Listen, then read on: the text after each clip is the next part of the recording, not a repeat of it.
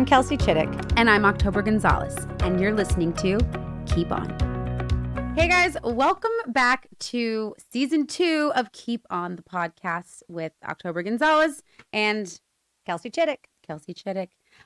We are so excited to start our new season of Keep On. We're excited for you guys to hear all of our new stuff, all of our new interviews. We've gone through a lot, and we have a whole new season that we really think you guys are going to enjoy and grow from and learn from and all sorts of things. But I wanted to start off our very first podcast, our very first guest as our very own Kelsey Chittick. Well, you shouldn't be nervous because last year was so much more difficult, I feel like. And this year, I feel like the sun has kind of risen. And I wanted to, all of our listeners, I constantly bump into because most of them are our friends. Thanks for watching and listening. But most everyone is always like, what's going on with Kelsey? What is happening with her? Like, we started off last year with Keep On a little bit of a downer. Holy Toledo. Like, it was really heavy. It was really dark. You were going through it. We were all going through it. Yep. It was tough. And we were dealing with the loss of a very special human being, Kelsey's husband, Nate. And it's been almost 2 years, which is crazy. Yes, that's the thing. Time is so relative, right? Yeah, and so much has happened in the last year. It kind of blows my mind. And for you guys listening, Kelsey has met someone really special. Let's just dive right the heck in. Oh, goodness. You've met someone. I have. How? I have a lot of people asking me and who have been dating in the Tinder world, in, all these different apps. I don't even know, Match.com. And they're like, how? Kelsey has been single for literally it was a year. Yeah. Yeah. And they're like, I've been dating for the last 5 years and can't meet a single guy. Yeah. And you happen upon this human being. Yes. Tell us how, who, what, where, when, how did this conspire? I told him today, I was like, I'm going to be talking about you. And it's funny because I can talk about it really easily one-on-one or in groups. But to share the story with everybody makes me nervous. And I think it's because, and we spoke about this earlier, it's this feeling that I've always had, and I think a lot of women have, that we want consensus, that we want everybody to think what we're doing is right and that it's good. And I think especially as a mother, you want everyone to think that you're doing right by your children. Right. Course. And, when Nate died, I said to a lot of people a lot of things that I think I was trying to believe myself, but weren't exactly true. I remember I said, I'll never, ever get married again. Yeah. That's right out of the gates. And I was like, I'm going to get out there and sleep with everybody. You know, I'm going to date. I'm going to see LA. I am never going to be tied down again. Because once you've been married, and Nate and I were married 15 years, together 21. Yeah. Whoa. And, it's a lot of work. Yeah, it is. And that, if you do it with someone you love, it's great. But there's a lot of give and take. And so I was like, you know what? I've got this rare opportunity to go fly.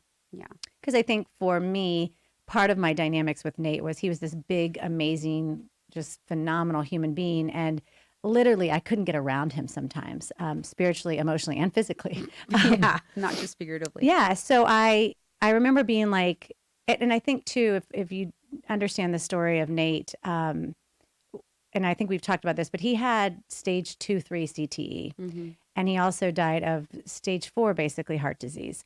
So when I look back on the last couple of years of my marriage, during it, I didn't really know because I was in it, but it was hard. He wasn't well. He wasn't 100%, just a phenomenal human being, but you could tell he was struggling.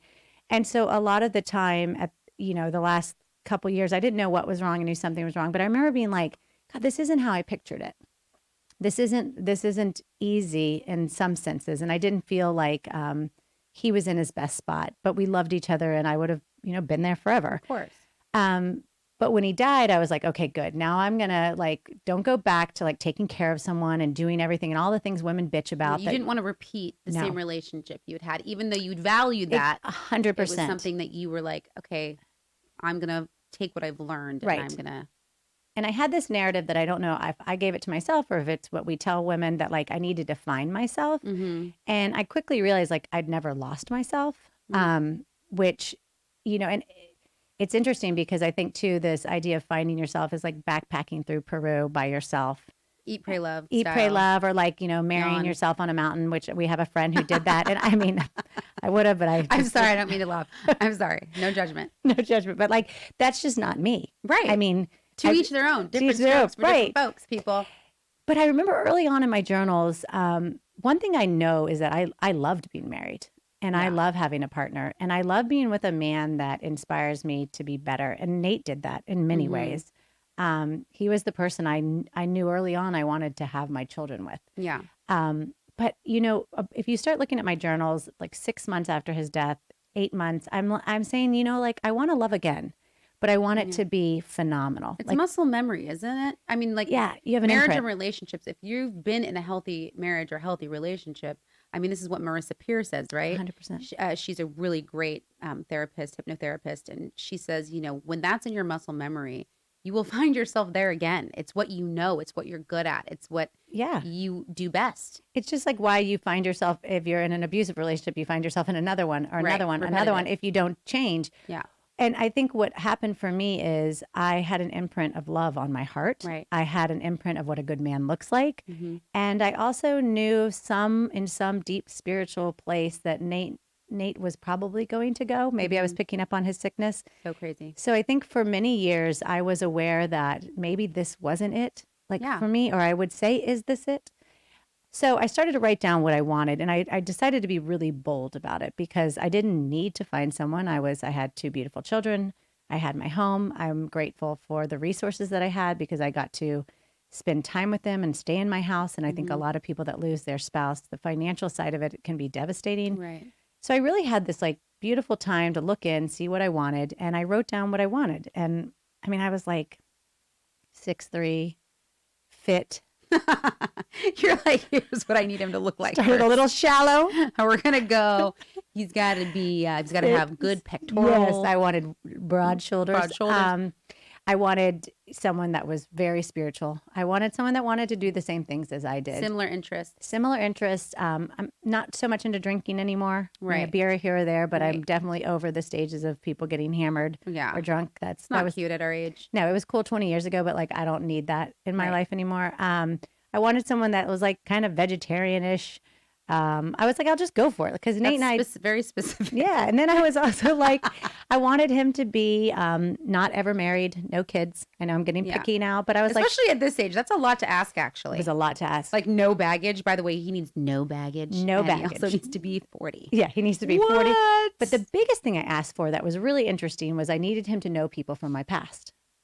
Because one of the things I missed most about Nate, and one of the things that I love most about you and Tony, is that there's so much history. We've got 20 years together of vacations and laughs, and I know you and I know your story. I couldn't imagine meeting someone in LA that was from Montana. Tell me about where you're from. I couldn't imagine it. Starting completely over. Right, with no connections. I said I would love someone who knows my high school friends. You said that specifically. This kind of blows my mind. So, okay, so you write this list. Yes. You have your journal all written out. You're Mary Poppins, ad in the paper. This is what you're putting out there in the universe, right? And then you proceed to, like most single people at this day and age, they get on a dating app. Okay. Let me just put it this way. It's hell out there. I mean, I talked to more losers over text than you could ever imagine. And being 40 and a widow is not the hottest thing in the world. Right. And then when you throw in Did you put that on there on your thing? Hells to the no. Okay, good. No, it was really creepy for a while. I had to pretend like I don't have kids and a dead husband just to because I was like, how does this even work? Right. Yeah, when I first started talking to people, I was like, when do you drop that news? Is that right after the first? How's everything going? How'd you get here? So I get on a dating app that I find to be the classiest because I find him to be a classy woman. I am not a slut. No. I am very, very particular. To my dismay, because everybody was for glory days, but she didn't. I let all of my friends down. They were like, "Get out there!" I was like, "Get out there for us." Yes, for those of us that do can't. it for us. Well, let me tell you something. It ain't what you think once you get out there. Yeah. Especially when you're used to being loved. Right. So I get on Bumble and I'm actually in bed with two of my high school girlfriends and we're like on it. And of course, every single person, every So married fun. person wants to swipe. Yeah, I'm like, swipe, swipe, swipe, swipe. So we get to this guy and it says Florida Duke Democrat. You're like, yes, yes. And I was like, yes. talk dirty to me. Did you say an educated liberal? Come to me, Papa. And then I read his like bio and it was just a man that spoke about things with such joy and gratitude. And he was like, it was an honor to go to Duke, an honor to go to UCLA Business School. And I Gratitude. You read gratitude in that. Depth. And then it said like, I spend my time volunteering at UCLA Pediatric Center. And I was like, Lord have mercy. Lord have mercy. So my girlfriends are like, go ahead and, talk to him because on Bumble, the woman talks first. So I was like, hey, Florida Democrat, like, didn't think we had those anymore. Sorry, you couldn't get into Chapel Hill. Nudge, nudge. Because I went to Duke. I mean, he went to Duke. I went to Chapel Hill. And so he chats right away. And normally guys like play games. And he was like, hey, you want to do coffee? And then we kind of are talking and my girlfriends are egging me on. And then he says, I know this might be weird, but 20 years ago, I met a girl named Kelsey on Franklin Street, which is like the main street in University of North Carolina. And she was a swimmer. By chance, are you from Winter Park? And do you know these two guys? Was your heart palpitating? You know was what's it beating funny? through your chest? What it was if I look back on what I felt, I was like, shit, he's going to know my friends and know I'm a widow and not going to want to talk to me. That was your first thought? My first thing was like, oh no, there's no anonymity here. Like, oh my God, he's going to, I didn't think like how cool that he knows me. I thought, shoot, I really liked this guy and he's not looking for a widow with 2 kids. That was your first thought. Mm-hmm. So, okay, this guy remembers meeting a girl named Kelsey, who was a swimmer from Chapel Hill. How many years ago? It was 1998. So a million years ago, he remembers meeting a girl. Right. You being the girl. Yep. That long ago, and is connecting that. Yep. So I said, yes, that's me. And he said, you remember we all came to Franklin Street, and we were with Skip and Tom. And he says that when he got back in the car that night, a million years ago, he said to his buddy, I really like that Kelsey girl. No. She was really cool. This is crazy. Mm-hmm. And then that was it. I was actually dating someone on the swim team, and then I met Nate the next year. This is in college. This is in college. And then fast forward, Nate and I move out here in 2002, and it turns out that Steve moves out here in 2004. We live down the street from each other, it turns out. Whoa. In Hermosa Beach. Then he lived in Santa Monica. And then this like entire time, for the last so 13 years, he has been working in El Segundo, the town I live in. Yeah. We have never met. Yeah. We had never seen each other. And so we go out. We meet for coffee, and we met like at 12 in the afternoon. Or no, it was like 4 in the afternoon. And, I remember that. Mm-hmm, and I was thinking like this guy's just going to be a friend. Yeah. But I wondered if he knew about the story of losing Nate. And so I see him pull up, and he was in a black Range Rover, which I wasn't trying to be picky, but I also loved that car. Did you write down black Range Rover in your journal? I didn't want to because in case someone found it, they would think I was shallow. But I was like, I do like that car. Oh my God. And I remember when he got out, I was like, holy shit. I don't know what it was, but I was like, ugh. And if you ask my best friend, Michelle, when we were... I want to do him? Or, he might be the one? Like, this is it. Like, what is this? What is this feeling? This is weird. And it was right at a year of losing Nate. So I was like, this can't be right. You're supposed to grieve for 2 to 3 years. Then you're supposed to date, have sex with a lot of people for another year. And then you're supposed to, then around 5 years, everyone's like, what's the problem? You haven't found anyone. Yeah. So my timing was off. So I remember the night before, Michelle had said like, oh no. And I was like, what? She said, my whole body got chills when you were talking to him over Bumble. She's like, you're going to marry that guy. And I was like, you're insane. Your best friend, Michelle. And she was like, please don't do this, Kelsey. Oh, God, no. Oh, no. I don't want you to get married again already. Like, what is happening? And I was like, you're insane. So we kind of put that aside. She knew. Mm-hmm. We actually just talked about that last night. But so when he walks up, I could see in his eyes that he had just heard the story. Okay. So I remember Nate, the story of Nate. So he walked up and I kind of just looked at him and I I mean, he was just like in this suit coming from work, and I do love a man in a suit. And I said, he gave me a hug and we said hello. And I said, do you know? And he said, I do.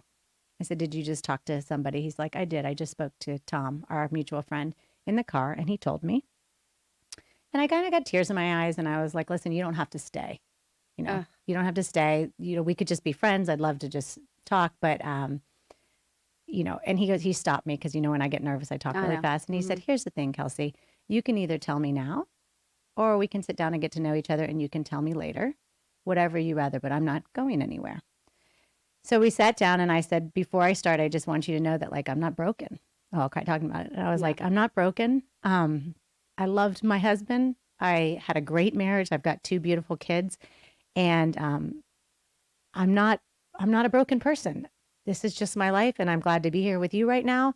And let's just talk. And if you don't mind, I'd like to tell you the story because it is my story, and then we can see. And that man listened for 45 minutes, and we laughed. And at the end of it, I remember I said, do you want to go? And I think he said something like, no, I've never wanted to be anywhere more than this or something, you know. And then, and he'll kill me for saying this. And then after like 45 minutes, he's like, I got to go. I'm going to go do like a Pilates class. And I was like, you do Pilates? And he like, Also in my journal. he jumped up and he's like, I do yoga and Pilates and I don't really drink. And I was like, hold on a minute. And it was weird. And so, fast forward to, we went to see A Star is Born, our first date. And, oh God, you guys have went in. And I cried because, you know, the ending, not a good one. terrible. What's her face? I'm sure you've seen it, but there's death of a loved one. And he just like held me. And he, from day one, he let me grieve Nate. Like I was fully grieving Nate while I was falling in love with him, which is a unique experience. So unique. So the first 6 months, we just kind of didn't tell a lot of people. I mean, you knew and my friends knew, but I wanted to make sure it was real before I introduced him to my kids. But the anxiety I had around my kids, it was off the charts. Would you say that your biggest challenge, like since you've started to have a relationship with Steve, has been the kids? Has it been your friends? Has it been, what has been like the biggest challenge? I think in starting this new relationship? My internal dialogue on what is right, what I should have done, what I should do. How do I make everyone happy? How do I So not your heart, you're dealing with your head. Whenever I check in with my heart about Steve, I just hear yes. I felt that way the whole time. Whenever I got into my head in the beginning, now we're past that. We're at almost a year. And, you know, I don't feel that. But I thought, how do I do this to my kids? Like, how selfish? Like, because I thought, well, maybe they need more time. I don't even know what that means because time is relative. I'm over time. Like, time is, it's a blink. We listened to Deepak Chopra last night. And he was like, just so you know, a life is like a nanosecond of a nanosecond of a nanosecond of eternity. Right. So like, get over yourselves. This thing happens quick. Let's go have fun, people. Let's go have fun and enjoy it and listen to our hearts. And listen to our hearts, because all this waiting and holding and analyzing when your heart tells you yes, it's just, you're missing out on this very short human experience. So once I knew Steve was it. When did you know he was it? Oh shit, early on. Really? I mean, I know you were fighting against it. I was fighting against it. I was with you through this process, but you kept running up against yourself. Yep. Everything else was like, you knew in your gut and in your heart that it was the right choice. So you knew early on, but you kept. I just thought, yes, this is too soon. People are going to judge you. And it was all based on what you felt other people felt. Right. Or that they would say, like, you know, people would say, are you sure you're done grieving? And I'd be like, I don't have a fucking That's clue. so rude, by the way. And by the way, if you talk to anyone who's grieving, they don't know when they're going to be done grieving. It doesn't end. It's like a lifetime. Like, for the rest of my life, I'm going to miss my husband. Like, so I'll never be done grieving? Yeah. So you guys. Yeah. Like, it's never going to be tied up in a bow. And what I felt with the kids, or they'd say, like, what about the kids? And I finally got. You're like, oh, kids? I haven't thought about that. I know. I was Thank like, you for pointing that out. I'm so glad you guys reminded me. I've just been out like boozing it up on Bumble. No, it's like, it's all Steve and I talked about. Right. Was, are you ready for this? Do you want this? A 9-year-old and a 12-year-old, or, you know, they were 10 and 13 or, and we talked to every therapist I had, and we talked about how best to integrate the kids. And, you know, we started out just as friends and him being around, and now he's fully integrated in our lives. Say, you've mastered this. truly, you need like an instructional, you need to write an instructional book. And not to say that would work for everyone, but the It way would, that though. It would. the way, I know, I feel like it would. The way that you did it and you went about it is going to look a little different for everyone. Right. But at the end of the day, was like a relinquishing of like power and just Yeah. kind of going with a flow of what felt right and like natural. Yep.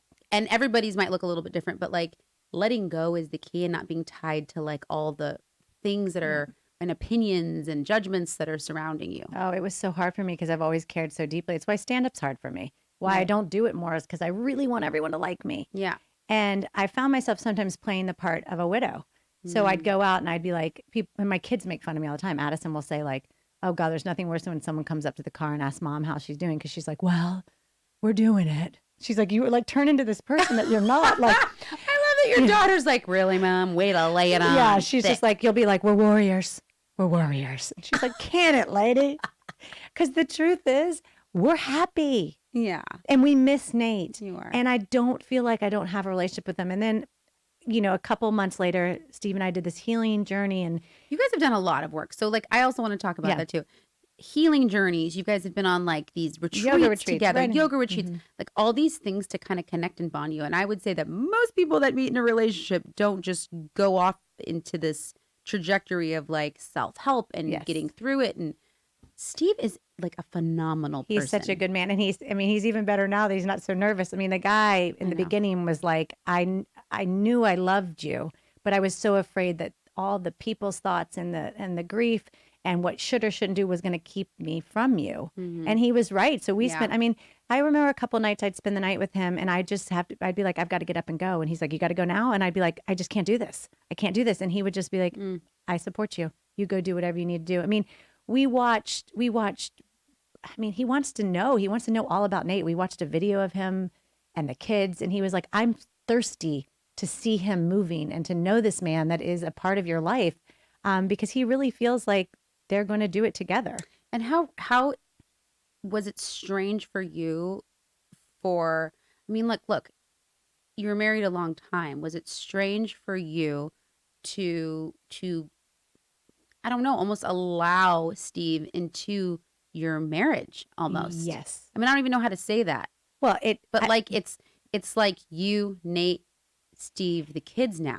oh yeah. And Nate's still so much a part of it. And like Yep. how do you I mean, like it's just so interesting how you make it all work. Well, to start, it takes a man that has no ego. Right. Because if you know Nate Hopgood-Chittick, that is not an easy act to Right. follow. It I mean, sure that man isn't. was He's a big presence. loved. He was loved by us. He was loved by the world. Yeah. And so Steve had to come in and really say, like, I'm enough to stand next to this man and this man's memory Yeah.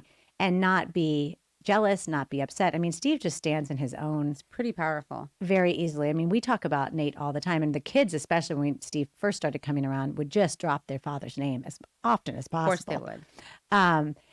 You know, I think the work that Steve and I did would not have made the first months of our relationship look fun, like a typical falling in love. It was a No. ton of work, A lot of grieving in the beginning of a a lot relationship. of crying, is a lot of talking, hard. and then me talking to Nate and finding a way to access him to find out his views on it. Because I do believe souls are eternal. I do believe Nate's essence, or whatever we call it, is somewhere. And I do believe he and I will be connected forever. And at some point, I think the turning point was about 5 months ago when Steve and I were doing some work. And I said, when I got to this place, I realized what I most was afraid of is that I was in love with two men. And I said, Steve, I feel terrible for you that I'm still in love with Nate. And I feel terrible for Nate that I'm in love with you. And Steve said, we're both fine with it.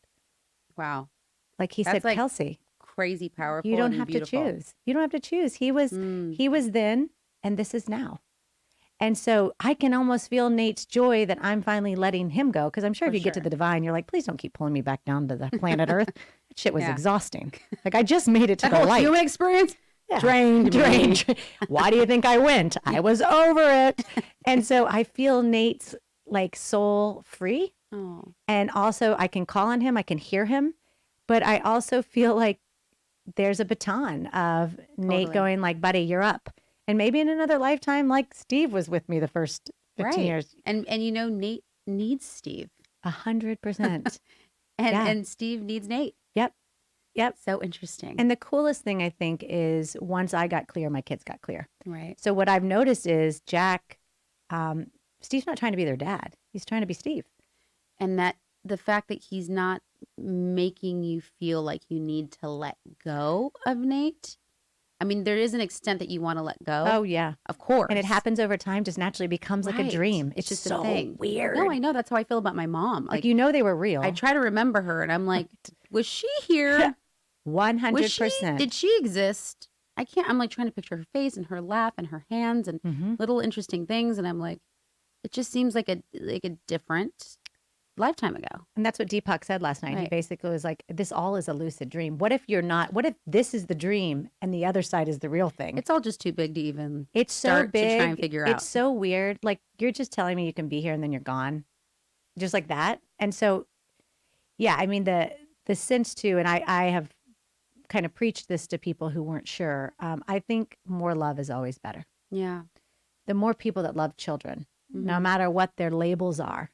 And Tony's helped me with this a lot with Pops. But, you know, they might be off put by you. When you're the parent, it doesn't bother you when they're rude because you're like, well, you love me anyway. You're a parent. Yeah. I'm more aware of it when they're not in good moods when Steve's around. And he's like, let it go. They're just kids. They're just doing what they're doing. And he doesn't take anything personally. Yeah. But they were 9 and 12 when Nate died. I know. So sometimes what broke me in the beginning was that, like, Steve will know them a lot longer than Nate did. And that kills me. But then I just reframe it because that's what I'm the queen of doing. I'm like, Nate did exactly what he needed to do in those 9 and 12 years with them. And now Steve's stepping in with such grace and such humility. And he's quiet. And as time has gone on, I'm seeing him be able to step into who he really is. He's doing it the right way. Oh my God, he's so much more You can't just jump in and be like, hey, kid. Sorry about your dad. Right. No, he's doing it so gracefully. Yep. So we just, we actually went to look at a school with Jack and Steve came and actually Tony and Jack and Steve were standing on the football field. And it was the weirdest experience because I've seen that threesome with a different person on the end. But I just thought to myself how beautiful life is. If you let yourself just accept what is and stop living in the past or worrying about the future, all the stuff that we talk about, magic can happen. Right. Can I ask you what the biggest difference between Steve and Nate is? Sure. You know, Nate was a dreamer. And he lived fully in every moment, which was beautiful and made him touch people in ways that you can't imagine. He had a way about him that was just different. Yeah. He was unstoppable. Once he got going, the man he was out there. It was an honor to be his wife because he had so much love. Yeah. It was exhausting to be his wife because he was so up in the divine. He was always halfway up there. Yeah. Everything was... He had one foot out the door. He did. And he had one foot out of reality in the sense that, I mean, Nate never saw bad in anyone, which I know. sounds like a good trait, but it's not when it comes to business. No. Steve is really grounded. He's here. He is present. He is helpful in the sense that I don't feel like I have to carry the weight of our entire day to day. Yeah. He supports me. He takes a lot off your plate emotionally. Yeah.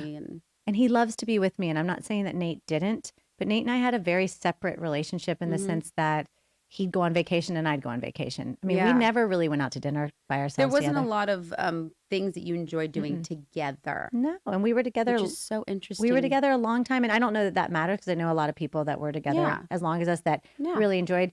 I will never not put value on our connection. I could have learned anything. If I could go back, I would have been kinder to Nate.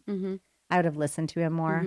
I would have taken time away and been with him. I just got caught up in the kids. And are you bringing all of that new perspective to this relationship? 100%. And I'll tell you, everyone deserves to have a relationship like I do where you don't live together yet because you really do value your time. And how's the sex, Kelsey? Oh boy, oh boy, oh boy, oh boy, oh boy. Life changing. You know, it's just a different connection. It's so different because I was 19 when I met Nate. I didn't even know what I was doing or what I cared about. I'd slept with one other person. I know, that's crazy. And that was it. Yeah. And when you're 40, you just know what you want and who you are, and you just and to love someone again and connect like that. To love and then you know, to love his body and love being next to him and being with him.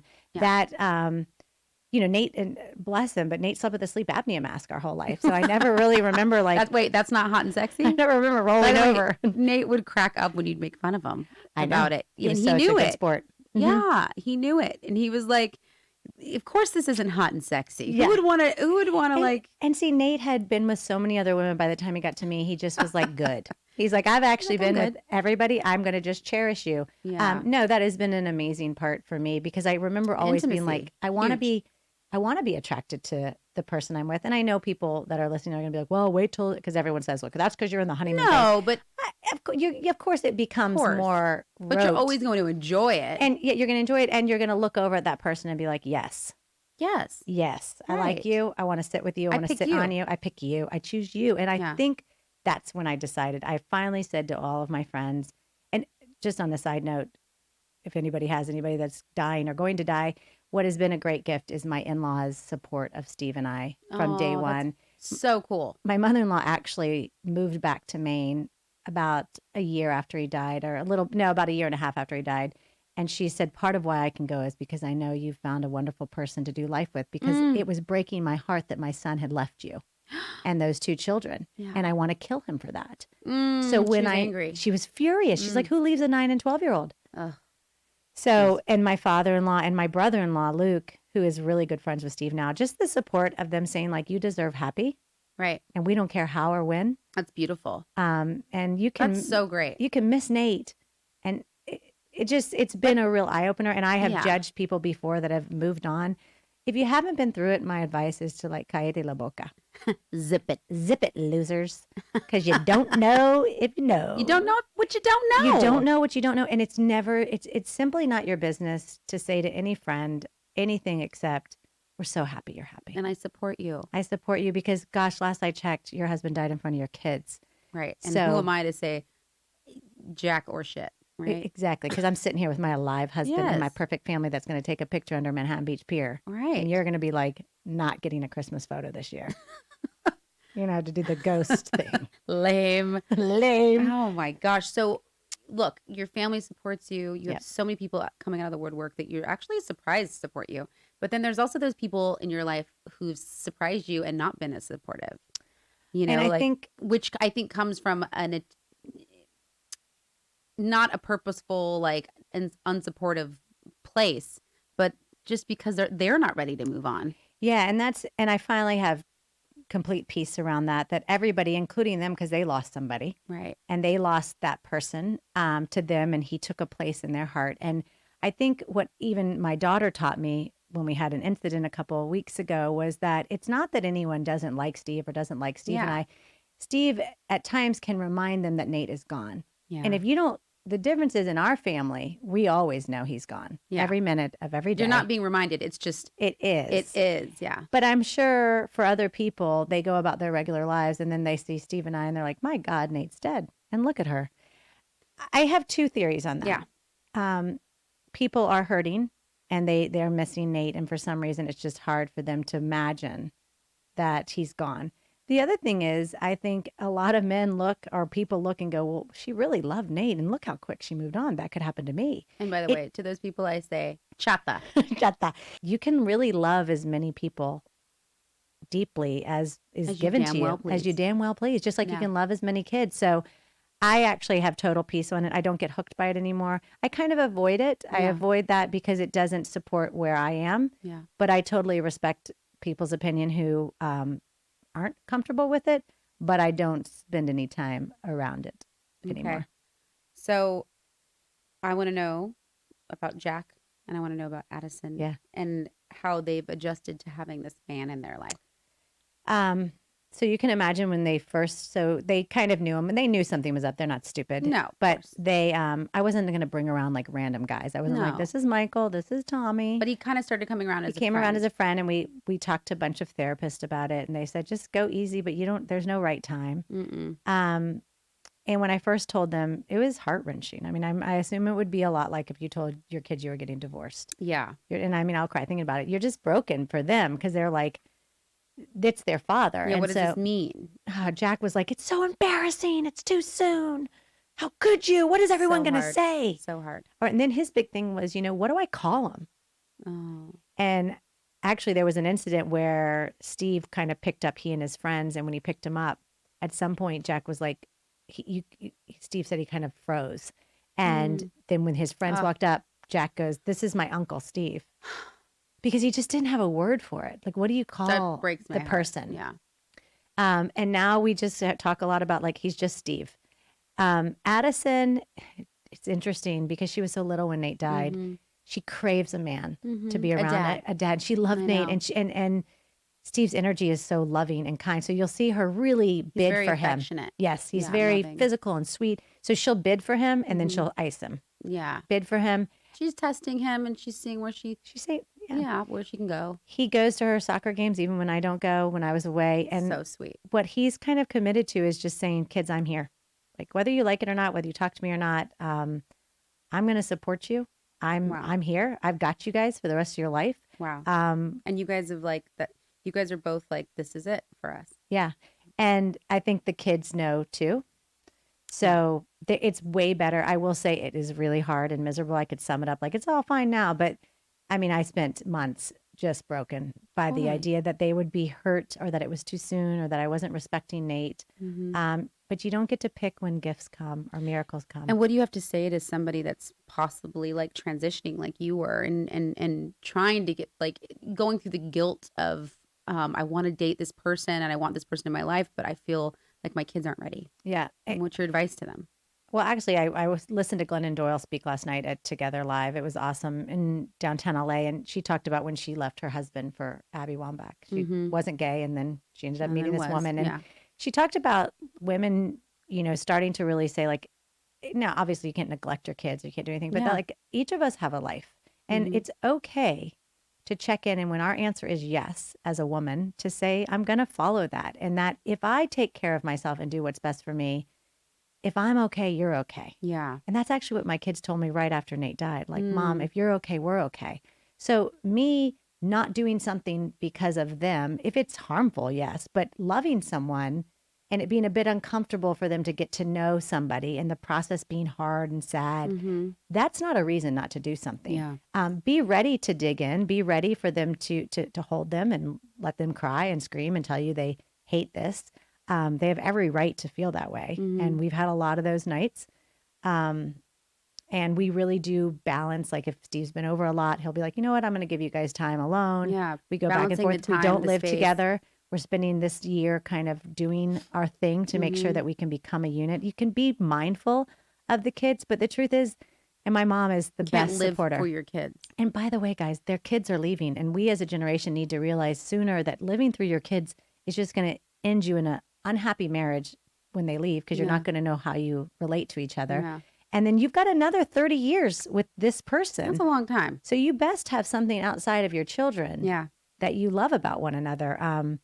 So I would say if your heart says yes, like fly, birdie, fly. Fly, birdie, fly. What is your biggest fear moving forward? My biggest fear is that I don't do the work on myself that I know I need to do to be a better partner to him than I was to Nate. Because I think the best way I could honor Nate was doing the things I couldn't do for him, but do it for Steve. I wish I could have been more loving, more kind.